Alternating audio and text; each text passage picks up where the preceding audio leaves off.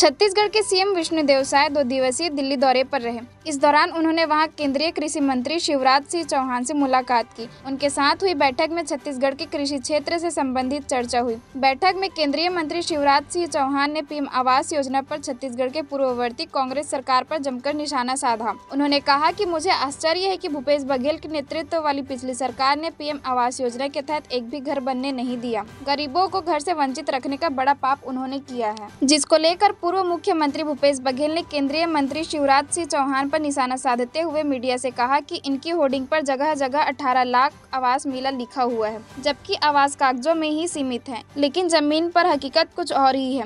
जनसंपर्क विभाग, मीडिया सब इनके ही है, कुछ भी लिखा सकता है। बघेल ने आगे कहा कि कितनी राशि सैंक्शन हुआ है जनता को बताए। आज 18 लाख पीएम आवास मिलने की बात कही गई। 8 महीने हो चुके हैं। विष्णुदेव साय सरकार को कितनों को आवास मिले यह बता दीजिए। ये लोगों को मतलब कलई खुल गई थी,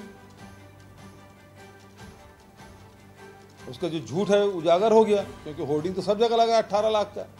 अब विधानसभा में प्रश्न दे के एक भी नहीं। अब लोगों को क्या जवाब देना?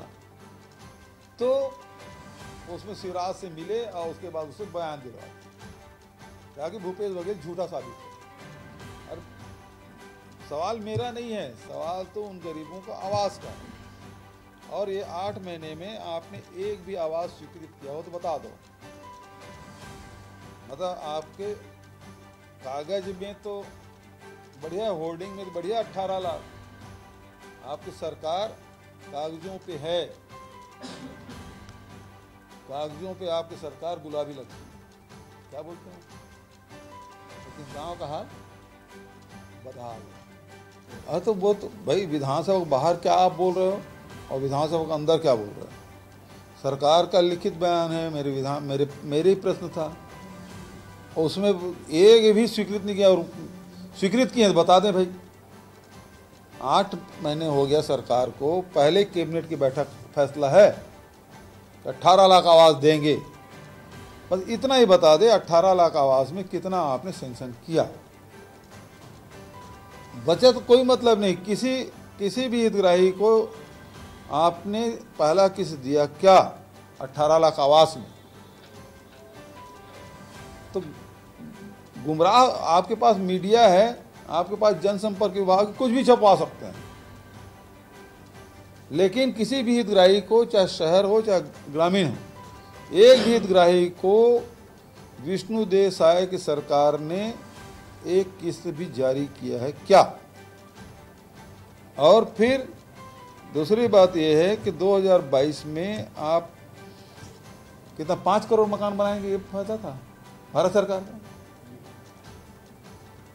तो जब बना लिए हैं तो फिर 3 करोड़ क्यों स्वीकृत कर रहे हैं? 3 करोड़ स्वीकृत देने की बात क्यों कर रहे हैं? तो आपके ही दावा जो है सबको आवास मिल जाएगा 2022 तक के, तो मिला नहीं भारत सरकार के द्वारा। तभी तो आप 3 करोड़ फिर सैंक्शन किए हैं। जो ये कह रहे हैं शिवराज जी, ये 3 करोड़ की आवश्यकता कहाँ से पड़ गई? आपके पास तो नई जनगणना था ही नहीं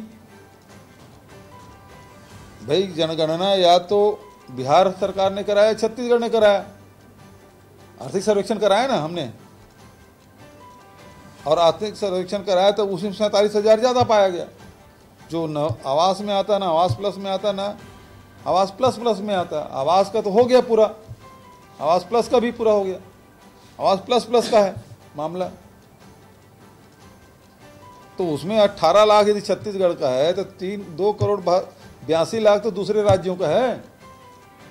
तो केवल हमारी बात क्यों कर रहे हैं?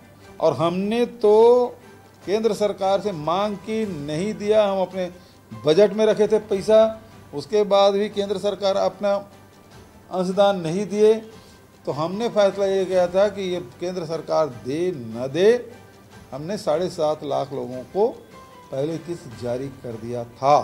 छत्तीसगढ़ में बिजली की दरों में 25% की बढ़ोतरी की गई है, जिसके विरोध में मिनी स्टील कारोबारियों ने 150 प्लांट बंद कर दी है। प्रदेश सरकार और कारोबारी के बीच में कोई हल नहीं निकला। पूर्व मुख्यमंत्री भूपेश बघेल ने इस पर सरकार को घेरते हुए कहा कि छत्तीसगढ़ में मिनी स्टील प्लांट बंद हो गए और सरकार कहती है कि केवल 25 पैसे बढ़ाए गए हैं। छत्तीसगढ़ के इतिहास में पहली बार इतना बड़ा उद्योगों द्वारा तालाबंदी की गई है। जो 150 उद्योग बंद हुए हैं, जो 4 घंटे में 600 मेगावाट बिजली कम हो गई है। सरकार और उद्योगपतियों का खाने में अंतर है कि उद्योगपति लोग बोलते हैं कि 25% बिजली बढ़ी है। सरकार का कहना है 25 पैसा हमने बढ़ाया है। पड़ोसी राज्य की तुलना करेंगे, हमारे यहाँ हर स्टेट से थोड़ा सा ज्यादा वहाँ उद्योगपति लोग को 5% अधिक बिजली भी नहीं पड़ता। छत्तीसगढ़ में भी जिंदल पार्क 5 रुपए पड़ता है और अडानी भी 5 रुपए में दे रहा है, लेकिन सरकार की बिजली बिल 7 रुपए 62 पैसा क्यों पड़ रहा है? ऐसे में उद्योग की कमी होने से बेरोजगारी में काफी बड़ी समस्या सामने आएगी। Chhattisgarh mini steel plant association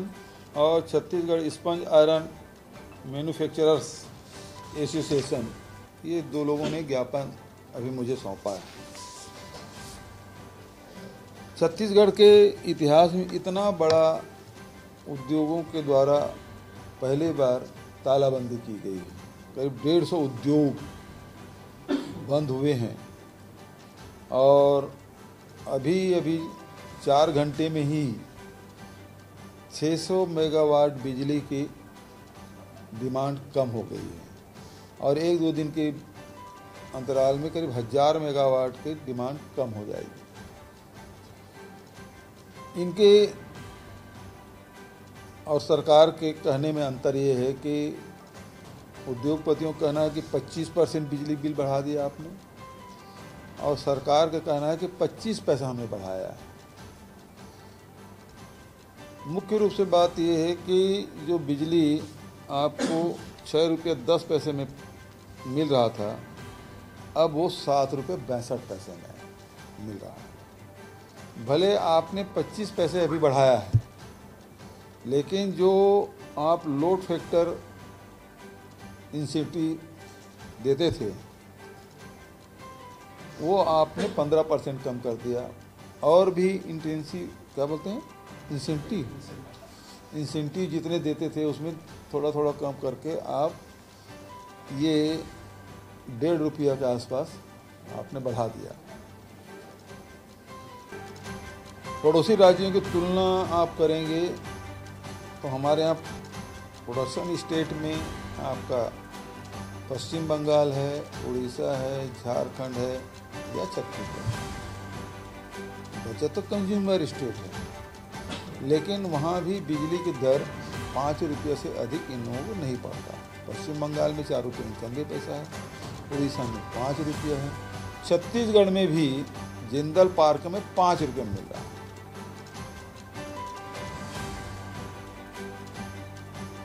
और अडानी भी 5 रुपये में ही दे रहा है, लेकिन आपकी बिजली 7 रुपया 62 पैसा क्यों पड़ रहा है? तो सबसे बड़ी बात यह है कि इतने उद्योग बंद होने से जहाँ राज्य सरकार को रेवेन्यू का लॉस होगा, रेवेन्यू के लॉस में मतलब ये जीएसटी में सेंट्रल जीएसटी स्टेट जीएसटी करीब 9,000 करोड़ रुपये देते हैं, रॉयल्टी के नुकसान हैं, बिजली खपत कर रहे हैं, अब तो उसको सेंट्रल पूल में डालना पड़ेगा। अचानक से यदि बंद होता है तो सेंट्रल पूल में जाएगा, तो राज्य सरकार का तो नुकसान ही है। राज्य सरकार को नुकसान पे नुकसान हो रहा है। तो ये बात राज्य सरकार को क्यों समझ नहीं आ रही? दूसरी बात हम लोगों को जो चिंता है वो ये है, उद्योग बंद हुए, चाहे वो जोगी जी के समय हो, चाहे रमन सिंह के समय हो, चाहे हमारे समय हो, हम लोगों ने इसको उद्योग को बढ़ावा देने के लिए लगातार काम करते रहे। कोरोना काल में भी पूरे देश में उद्योग बंद हो गए थे, लेकिन छत्तीसगढ़ में उद्योग बंद नहीं हुआ, ताकि लोगों को रोजगार मिल सके, बेरोजगार मत हो। और जब लॉकडाउन समाप्त हुआ तो सबसे ज़्यादा उत्पादन छत्तीसगढ़ में हुआ, सबसे ज़्यादा रोजगार यहाँ से मिला, सबसे ज़्यादा मतलब आपको चाहे जीएसटी हो चाहे दूसरी चीज़ें केंद्र सरकार को राज्य सरकार को मिला। आज आप अचानक बंद कर देंगे तो अभी 150 उद्योग में कम से कम 2-2.5 लाख लोग तो सीधा बेरोजगार होंगे। जो अप्रत्यक्ष रूप से जो प्रभावित होंगे वो ट्रांसपोर्टर प्रभावित होंगे। वहाँ क्लीनर है, वहाँ पे जो मैकेनिक है, जो रिपेयर करते हैं, जो होटल है, वो सभी प्रभावित होगा। तो लाखों परिवार इससे प्रभावित होने वाला है।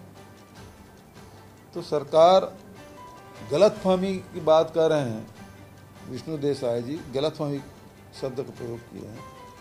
तो जो आप पहले 6 रुपये 10 रुपये में पड़ रहा था, 6 रुपये 10 पैसे में पड़ रहा था, आज 7 रुपये 62 पैसा पड़ रहा है।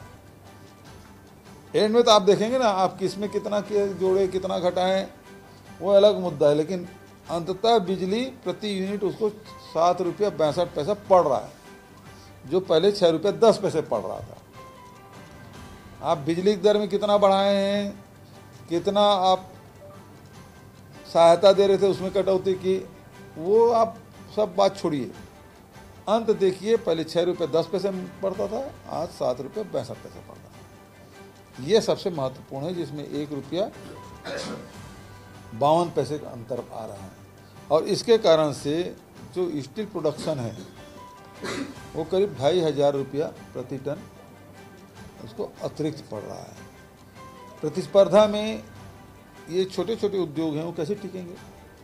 इनका प्रतिस्पर्धा उड़ीसा से, इनका प्रतिस्पर्धा पश्चिम बंगाल से, आज वो प्रतिस्पर्धा से बाहर हो जाएंगे। अभी पूरे हिंदुस्तान में सेकंड लार्जेस्ट स्टील प्रोड्यूसर है छत्तीसगढ़। हमारे जो प्रतिस्पर्धा उड़ीसा से था, अब वो खत्म हो जाएगा। तो ये हरदिनता छोड़े सरकार। पहली बार उद्योग इतने बड़े पैमाने पे बंद हुआ है छत्तीसगढ़ के इतिहास में। एक आध बार शायद 2010 में और हुआ था, लेकिन ये सबसे बड़ा बंद। आखिर उद्योगपति मजबूरी में कोई उद्योग अपना बंद करेगा या ताला लगाएगा जी खुद? अभी तक के तो कर्मचारी हड़ताल करते थे और उद्योग में ताला लगाते थे। आज यदि उद्योगपति ताला लगाने में बाध्य हुए हैं, इसका मतलब ये है कि सर से ऊपर चला गया पानी, तभी कोई आदमी अपने उद्योग में ताला लगाएगा। देश प्रदेश की सभी बड़ी खबरों से जुड़े रहने के लिए हमारे YouTube चैनल को लाइक, शेयर और सब्सक्राइब करना ना भूलें। साथ ही लेटेस्ट खबरों के लिए बेल आइकन को प्रेस